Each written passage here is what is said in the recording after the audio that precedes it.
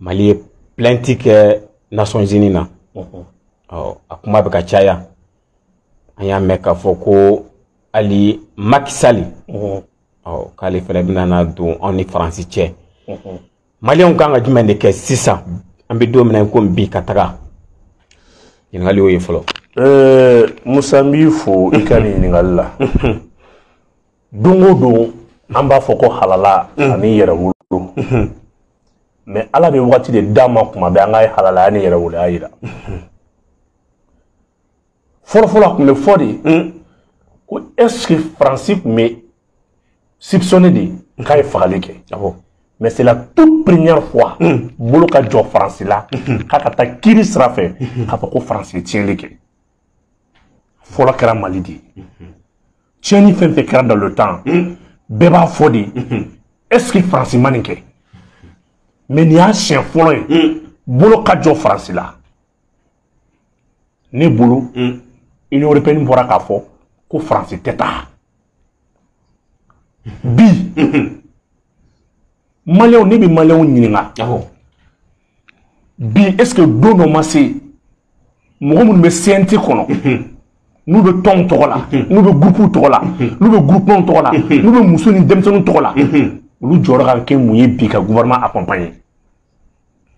An minnu bɛ kunnafoni di n'an ye blogueur ye n'an ye vidéoman ye n'an ye activiste ye bi an ka mun de kɛ bi ka gouvernement accompagner nin kɔnɔ. Diɲɛ bɛɛ bɛ ka fara ɲɔgɔn kan k'a fɔ ko Faransi kana taa plainte répond ko jɔn ka plainte k'a ye état souverain dɔ faga. Daluya bɛɛ sɔrɔla.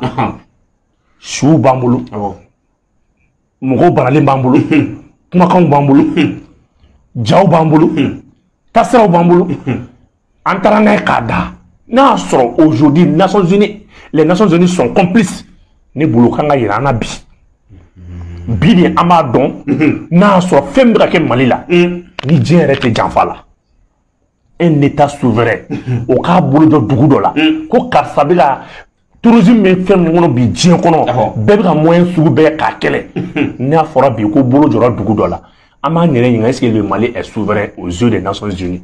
Ne ka ɲininkali fɔlɔ ye ne ka ɲininkali filanan ye mun ye Malien jeunesse bɛ min Mali société civile bɛ min CNT mɔgɔw de kan ka kɔn ka bɔ fɔlɔ ka taasira yira anw na tous les partis membres du CNT parti fɛn fɛn représenté don CNT kɔnɔ olu de kan ka bɔ fɔlɔ ka déclaration fɔlɔ kɛ pour accompagner l'action du gouvernement par rapport à cette plainte là.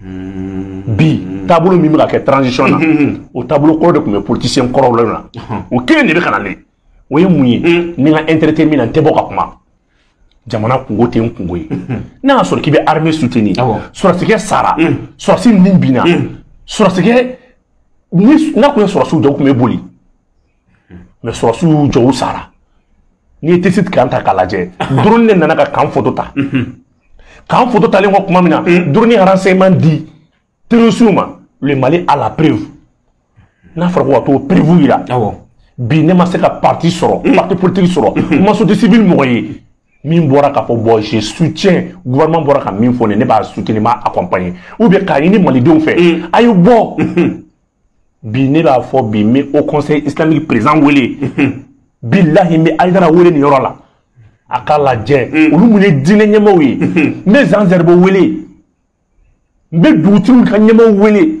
n bɛ donsokuntigiw wele don dɔ sera an ka fara gouvernement kan gouvernement bɛ yɔrɔ min na a b'a dan na parce que gouvernement fana mago bɛ jamanadenw na bi bɛɛ kan ka gouvernement accompagner ka délai des Nations Unies ma n'a ma Mali ka plainte répond o tuma MINUSMA tɛ siyan non MINUSMA tɛ siyan parce que ce qui veut dire que le Mali n'est plus souverain. Un pays qui n'est pas souverain, il y a une mission de la pays où la trouve. Et tu as un mot blanc qui va te signer, qui va te signer. Au dernier, c'est Fabra, où il est là. Et au Ketida là. Donc, Mali, quand un MINUSMA, a mis des délais 10. Les Nations Unies m'ont beaucoup Mali Djabi. A mis fou, c'est le MINUSMA qui a mission dans la même manière. Aïdara ni Zanzerbo fait. Ani Dambetou Tabetou fait. Ani Mali Dosso Kunti fait. Ou quoi que Alakama, Ani Achrif ou Acharafa. Oui. Billahi an jigi b'u kan ka Maliyɛnw fara ɲɔgɔn kan an ka délai di ni délai dira ko Nations Unies ma Mali plainte ta k'a lajɛ ka tiɲɛ ni nkalon bɔ ɲɔgɔn na Nations Unies ka mission a bɛ jɔ o don ou bien Nations Unies ou bien mission bɛ boli anw sun kan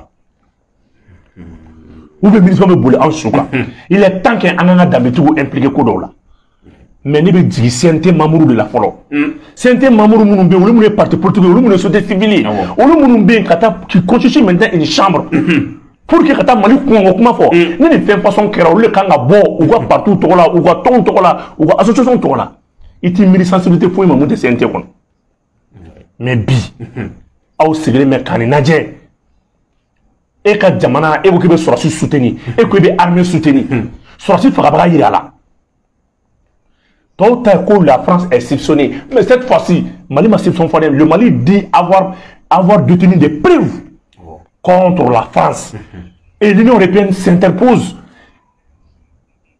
a bɛ min fɔ Macky Sall ye bi ni Mali ka nin plainte in na la CEDEAO et l'Union africaine devraient accompagner le Mali n'a sɔrɔ tiɲɛ don olu bɛna jɔ an ni ɲɔgɔn cɛ non Macky Sall k'a fɔ k'a bɛna don anw ni France ni ɲɔgɔn cɛ o de kɔrɔ ko France nɔ don fɔlɔ ça c'est une preuve le fait que Macky Sall ko n bɛna taa kuma aw ni ɲɔgɔn cɛ o y'a yira fɔlɔ k'a fɔ ko siga t'a la France nɔ don mun na e bɛ taa kuma mɔgɔw ni ɲɔgɔn cɛ cogo di su bɔra fɛn min na ne bolo i bɛ tiɲɛ de ɲini n'a fɔra ko ka ɲangili de kɛ i bɛ se ka delili kɛ ɲangili de la misali ye mun ye a fɔra ko France ka ni sara Mali ye an bɛ sɔn ka kuma o la mais Mali fɛn yɛrɛ fɔra e bɛ se ka mun deli kɛ Macky Sall bɛ se ka jɔn den su lawuli ka d'a ma Macky Sall bɛ se ka jɔn cɛ lawuli ka d'a ma Macky Sall bɛ se ka jateminɛ den jumɛn bɛ yen Macky Sall bɛ se ka don jɔn jigi kɔrɔ donc ne bolo bi anw jigi bɛ Cherif Ousmane Mamman Aidara an jigi bɛ bi Asharafa an jigi bɛ Zanzerbo an jigi bɛ Mali donsokuntigiw an Mali bɛ jigi bɛ Mali dugutigiw u ka don an jigi kɔrɔ Ala kama u ka don dɔ fɔ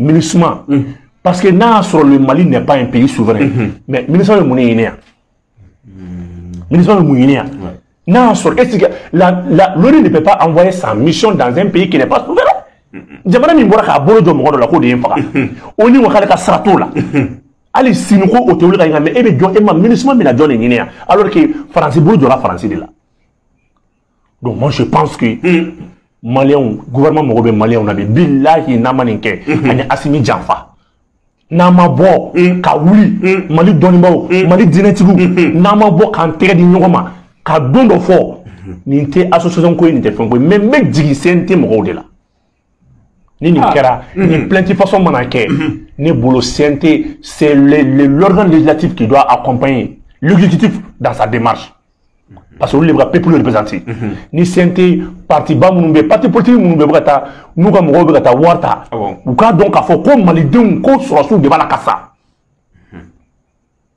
an b'a fɔ ko on soupçonne la France n'est pas soupçonnée a Mali ko de ko France y'a kɛ k'a ka daluya filɛ mais CNT tɛ se k'a fɔ bi ka oblige k'a wajiba ka tɔnden bɛɛ fɛ bɛɛ ka bɔ ka déclaration kɛ pour soutenir l'action du gouvernement journalistes b'a kɔnɔ artistes b'a kɔnɔ et i y'a faamuya b'a la société civile composante bɛɛ b'a kɔnɔ mais mun b'u bali parti politique b'a kɔnɔ i t'i miiri Mali parti ba foyi ma mun tɛ CNT kɔnɔ parti baw b'a kɔnɔ n t'u tɔgɔ fɔ an ye min ɲɔgɔn kɛ ka IBK to yen wagati min na sabu an mago tɛ foyi la ni loi électorale tɛ ni loi électorale de kun attaquera sisan sisan tɔ kun bɔra ka plainte ka déclaration kɛ n'a kun fɔra bi ko Assimi ye 6 ans fara ka san kan u kun bɛ bɔ ka déclaration kɛ n'a fɔra ko CNT ko ka taa dossier déposé CNT la taa lajɛ dossier déposé no CNT la a ka taa ni dossier ba saba ye mais jɔn bɔra u la k'a fɔ i jɔ n ka communiqué kɛ n ka tɔn tɔgɔ la pour accompagner le gouvernement minnu bɛ CNT kɔnɔ n ka t'olu ma fɔlɔ dɛ minnu yɛrɛ taara u ka dossier déposé CNT kura yɛrɛ la a jɔn bɔra ka déclaration kɛ vraiment je soutiens l'action du gouvernement donc an bɛ to ten ni jɔyɔrɔ ɲini ye la an bɛ taa jɔyɔrɔ ɲini mais ni gouvernement kan ka accompagner n'an kan ka wuli k'an tɛgɛ di ɲɔgɔn ma wagati min na an kan ka gouvernement bɛ yɔrɔ min na ko bi se t'a ye a ɲɛ b'a fagabaga la jɔn kan ka wuli bi parce que an b'a dɔn fiɲɛ ni France accusera MINUSMA bɛ accuser donc ONU b'a dɔn k'a fɔ Union européenne bɛɛ de ye Mali faga anglais b'a la France y'o de f'u ɲɛna k'ale kelen tɛ donc ne b'a dɔn k'a fɔ n'i ye France accuser i bɛ MINUSMA accuser donc an b'a ɲini an ka dɔnnibaaw fɛ u ka délai d'an ma u ka bɔ u ka don dɔ fɔ an ye MINUSMA ka mobilité bɛɛ ka jɔ nin tɛ gouvernement kumakan ye dɛ nin ye anw malidenw kumakan ye mais an ɲɛ jɔyɔrɔ ye jɔn ye bi an ka diinɛtigiw ani an ka danbetigi n'an ka tabiyatigiw an b'a ɲini u fɛ Ala kama Cherif Ousmane Mamman Aidara Cherif de Ɲonu an b'a ɲini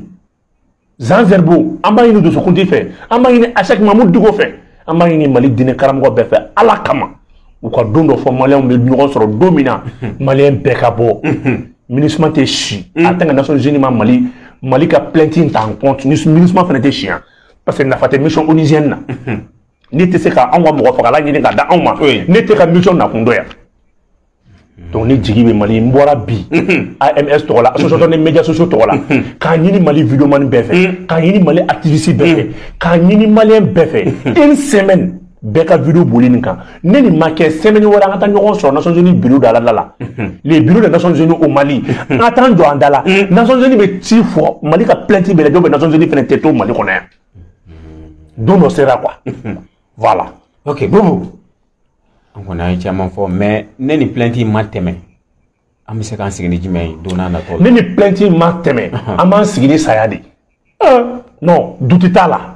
Aman signi parce que mba blu kuna la France se prépare. France bila action Europe préparée. Union européenne bora ka kuma. Musa Union européenne bora ka fentama fort. Même misali dima ou bika kuba do la be Mali kama. Ou bika kubele bala be Mali kama. O ku est mieux.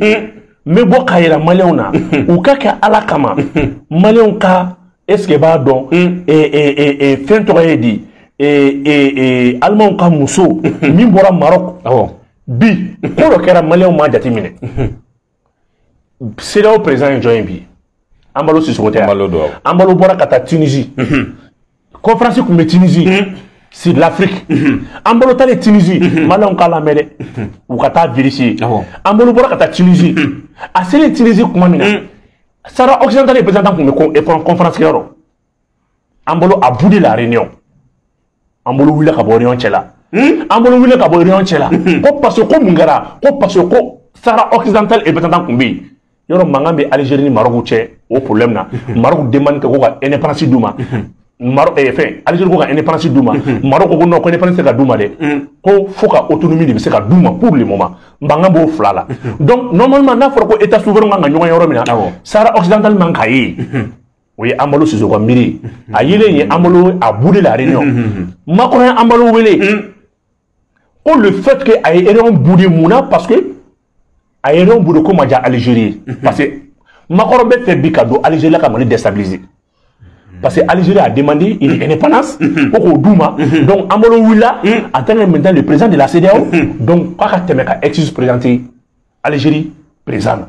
Ou de Ambalo Sissou, là, c'est Algérie, qui a excuse présenter au nom de Macron. Donc, Macron de CEDEAO présent, c'est ça. Allah Akbar. Donc, Moussa, Menikala, Malionka, Niname, Femi et Mousso, Allemagne, comment il faut, ni Mali et Malion taille, ni Mali et Malion taille, Malion est calamé, ni Mindo. Quand il a un flel bras fait, il y a un partage. Sa souveraineté, tandis que le Polisario réclame un référendum d'autodétermination sous l'égide des Nations Unies. Le Mali a été un point important de notre discussion. Nous étions tous d'accord pour dire que nous ne pouvons pas laisser le Mali seul et surtout, nous ne pouvons pas le laisser à la Russie. Le conflit du Sahara occidental. Aziza Yenimere. Comme Mali, Émiri, Allemagne de Willa Kata Maroc voir. Kata Mali comment discuter Maroc. Autant banéné. Comme Mali tese kato ARMA. Mali ka partenaire choisi. Comme Mali tese kato Richibolo. Donc aya dans ça l'Union européenne a bel et bien jugé pertinent qu'à beaucoup de ça Mali a fait parce que Mali n'est pas indépendant. Le Mali n'est pas souverain. Mali on béni mere. Ningara kuma sini. Ni Allemagne affaires étrangères ministre dit casser Maroc affaires étrangères ma outra comment a ko kuma ko na ko kuma Mali kan kosobe no Mali kan munibina. Donc c'est veut dire que la France a perdu le combat, l'Allemagne prend l'arène, l'Allemagne met la reine tassissant pour déstabiliser le Mali. Au Allemagne clé au des SAS aller na nuit ka contrat dit mercenaires ou ka do Mali kono.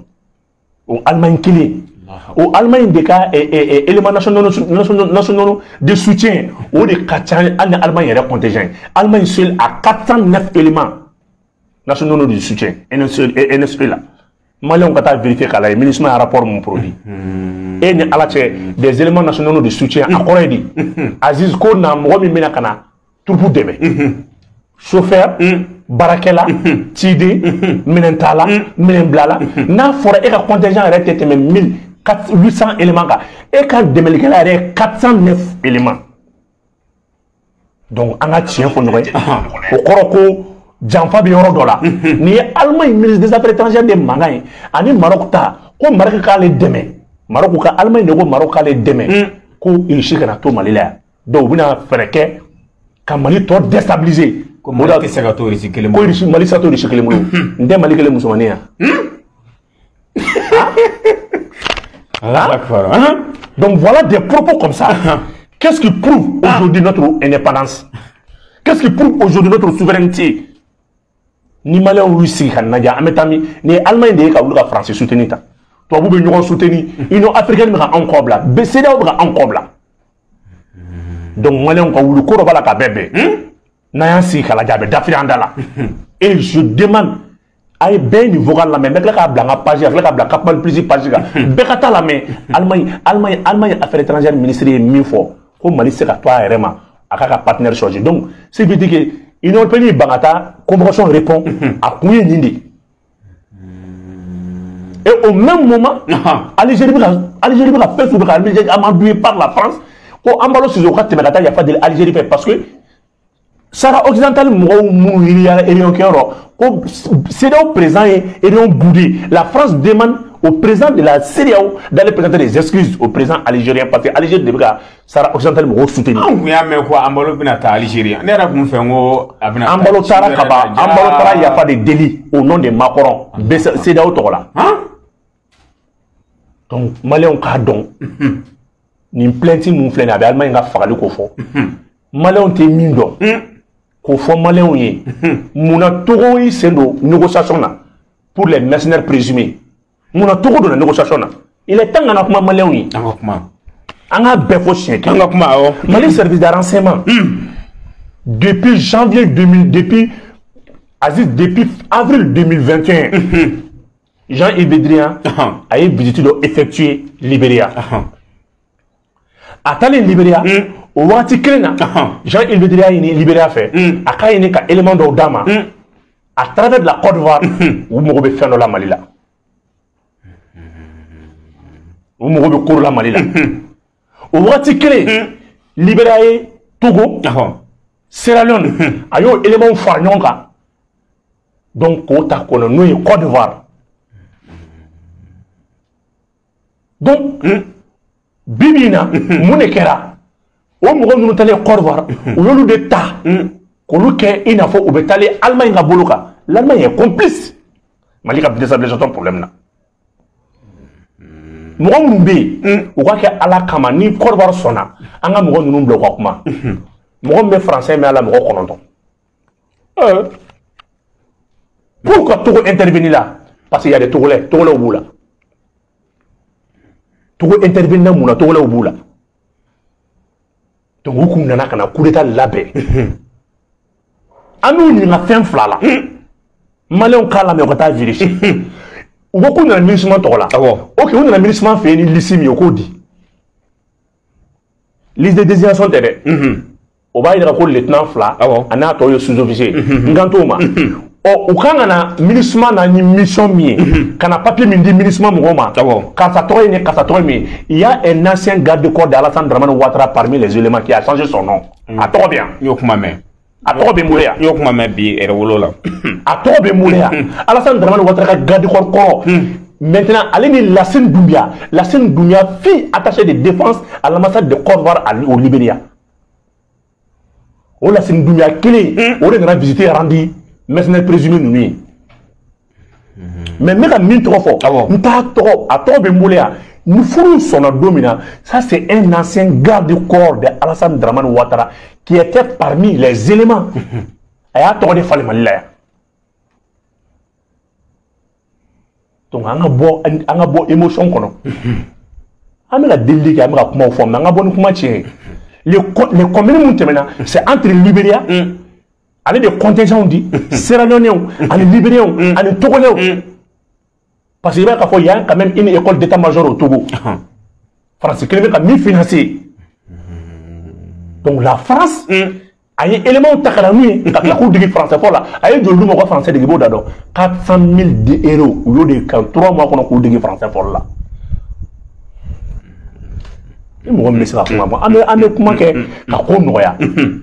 Mais pour déstabiliser les Maliens, Mali est monique. Mali est aussi que Mali est tout. N'ani ninke, on est tranchant d'enfant. Il y a un qui m'a débat de nous clasher de nous bourgeala. On a voulu en faire un moi, je Mali kono. Femme même Mali kono. Les Maliens ont pas de Maliens tous ces gens ni mourabadora ni manamana kanfola. Et au même moment, on a eu mon corps parce que passeport blanc à Doubema. Ou bec ivoirien.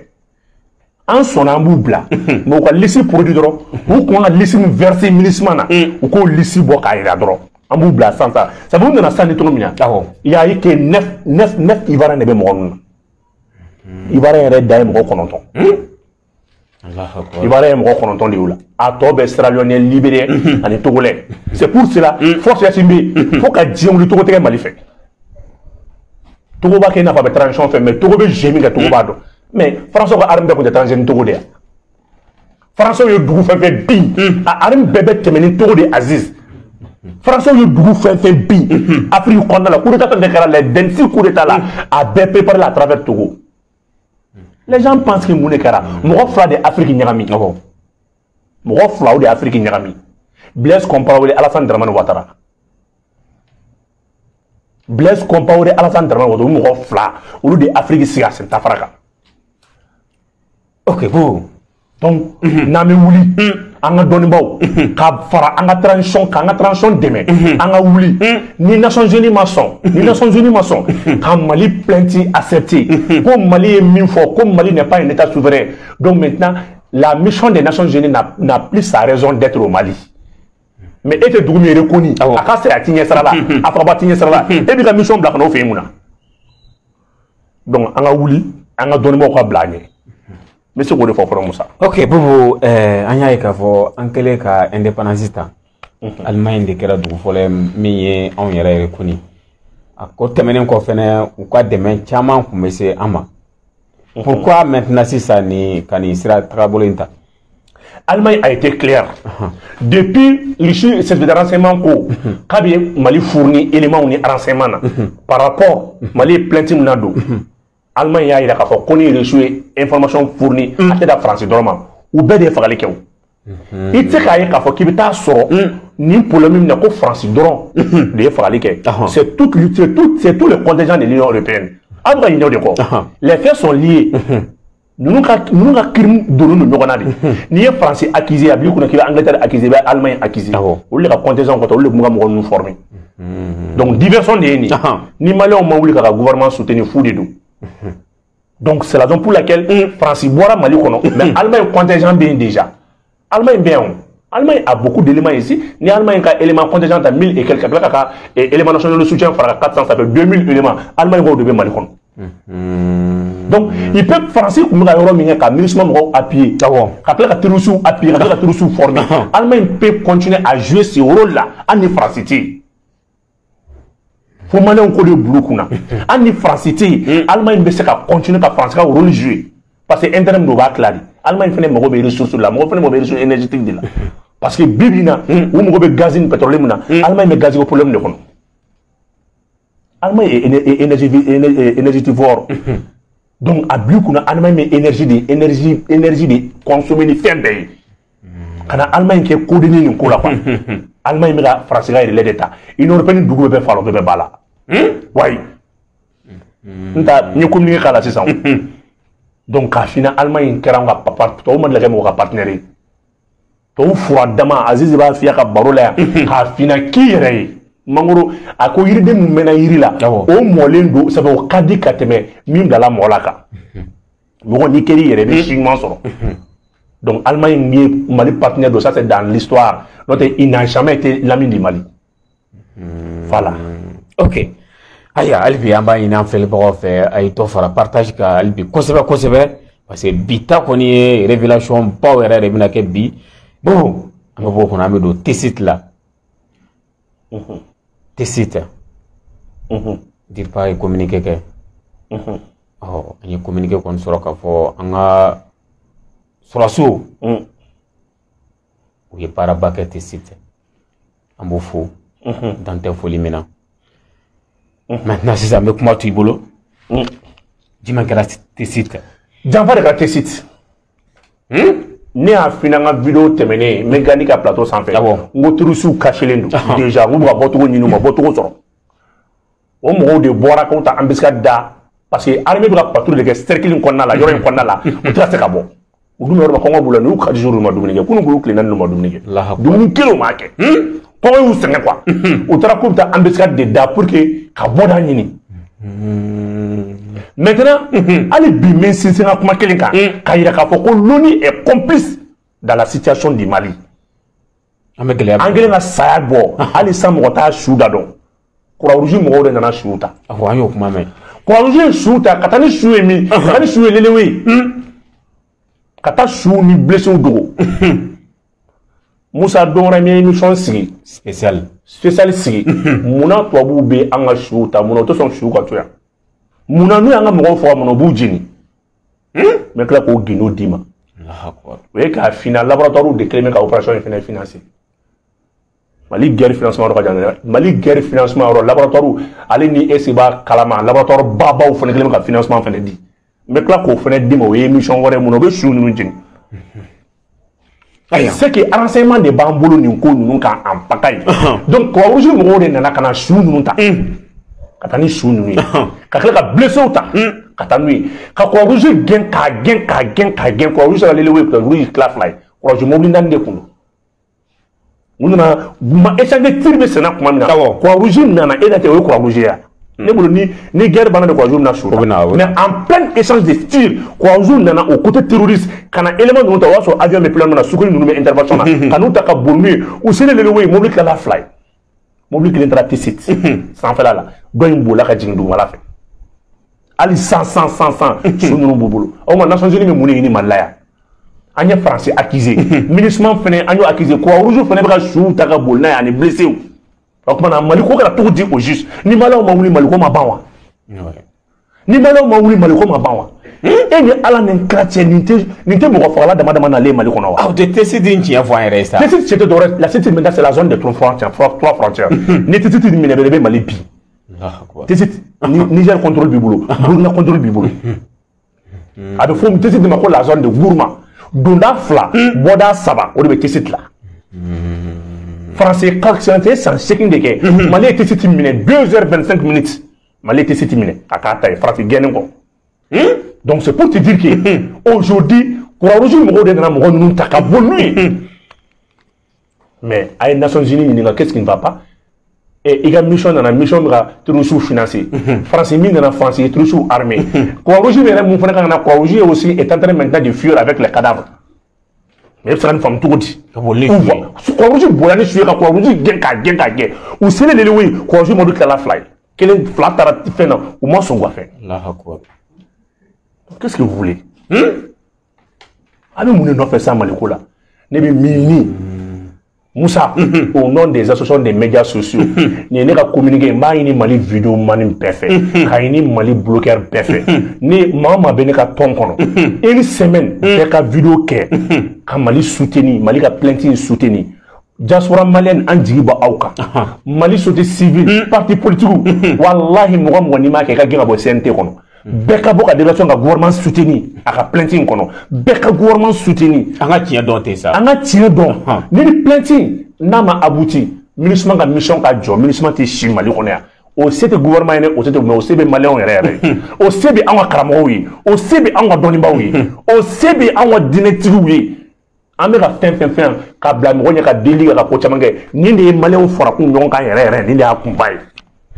Ame ñogon doga mina u ka ke kutuba misru la u ka fo Messi et u ka Messi wo be juma mele ke chrétien la Messi dimanche fait u ka fo dugutu ka fo blongo mo malien bekabo et les gens fala pen beka tu ka rola ministre mobile beka do ministre te chimali la wallahi ni mali don ni mali ñemo sona billahi avec ça ke wallahi ala OK avec avec elle. Inch'Allah. Donc, on a un gouvernement bolo. Bi Croix-Rouge ni ministre de l'État nous fait parce que France mais à travers la preuve, Allemagne a intervention na mais.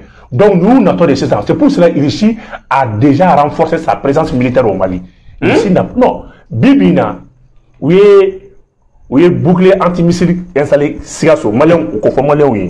Ou le dos installé Kaï. Allahu Akbar. Aujourd'hui, la Russie se prépare à une riposte farouche. Donc, en population mounoubi, dans un gouvernement soutenu, pour que les Russes fassent un job, on demain, dit, ou n'a toi là, faut que soit malin ou la couchesserie. Pourquoi on dit que qui est maintenant? Il est basé, oui, système anti-défense aérien flat installé. Oui, flat. Ni mon madala, métaïro là. Flat. Oui, système de défense aérien flat installé. Parce que nous, quand on a écouté ni si on a on a toujours sous la présence hier donc il est clé sigé quand on est clé caille. Voilà. Ok, pour vous te citer, oui, on est sévère mais sur te citer. Je dirais là qu'il faut que on a ou le masini tabac ou est tout le dessous. Akatani ma biche qui follow moi je sais pas chocolat parce que pour le moment où il y a quelqu'un tout avion c'est na déjà frappé en tout cas full for nombre de morts là donc 50 donc 80 mais donc là plus longtemps que ta ko fane kono tout donc mo ko mu doni a bébé franyon ka fuy en donc na dagwaru la rd faut ko ka dagwaru la parce que lu ku ndule me romina avion train sukoy train fane tsika rege il y a 4 avions nani ne kunga intervention ke sukoy ngore c'est ande dora ni non mo dora be kanali ayi dora be kanali ouais ko mi avion ko ray che amaka bara mo ame mo jabi wala Moussa ni ngo vidéo spéciale Soukora Tissit à Calais nala so mam takatmal plus 600 fait ko karato me meta nya foy inchallah ni ngo vidéo ko nguru ne be ka boka gouvernement soutenu aka plainte la ka ñini Mali doni ba ko fait ni délai de bedi ni plainte ma examiner doni ba ko bela bo kalandew est-ce que ba kalama karamo boulevard balleno de boulevard nga de boulevard ma et région beki take beka boy ka rola ministre be chiaté si ministre mobilité si Nations Unies bureau be fermé au fana on sait le gouvernement ko do on sait nan kala meta bunya daidara ko be ka bo voilà ok ka bela jelen fo ka yini afa aka janu nu char ko sebe mo goro be se ga bo akala matugo mena munun kera Mali ko nana ni wakati la bon ambe diaspora fo oui ko fo dante foli mina olu de ke mo chamaye munun manwele ka jamana nkungan ko mimba kono ko nyingal ka ana ambo fo ante sengo foli la munun be Mali kono amba fena fo dante foli mina ka duaw ke anga finitigu bela jele ama mogobo mogola di bela jele ambe duaw ke bela jele ala ku kishi amin ala ka jamana mbasigi amin amba fo akambe do were inshallah merci